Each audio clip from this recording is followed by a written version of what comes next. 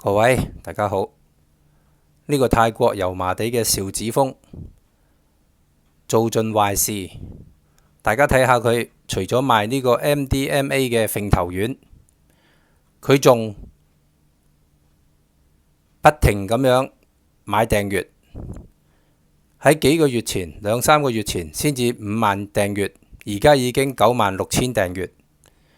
我諗呢一個訂閱嘅增長，除咗係喺一個好大嘅人口群體之外，絕對冇可能做到呢啲咁嘅壞事。佢已經做盡。第一，佢賣 MDMA， 佢自己親口承認已經有580幾人經佢治療，佢就吹噓到自己已經醫好咗580人，得2個人唔得。大家可以知道呢個人又係一派胡言，一個邵子峰，一個七仙魚趙玲，都係 YouTube 頻道嘅一個敗類。有佢哋呢啲咁嘅敗類喺度，只會令到 YouTube 越嚟越差。佢通過 YouTube 結識好多人，跟住就散播佢賣 MDMA 嘅構想。其實已經有好多人俾佢害過。最近紙上流年第3條影片就係嗰個俾佢害過嘅一個先生親自上去作證。邵子峰做盡壞事，但係佢嘅訂閱仲係幾何級數咁樣上升，大家就知道呢啲訂閱完全係假嘅，完全係佢自己買返嚟嘅。希望大家可以舉報佢，以我一個人嘅力量絕對搞唔掂佢，而且佢仲有翁靜晶同佢加持。我曾經喺一條片裏邊聽過翁靜晶不停提佢嘅名。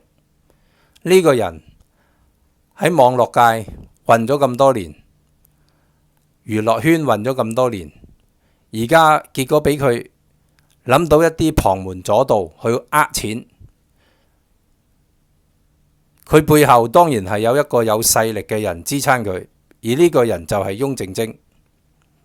我希望如果有人識翁靜晶嘅，警告翁靜晶好收手啦。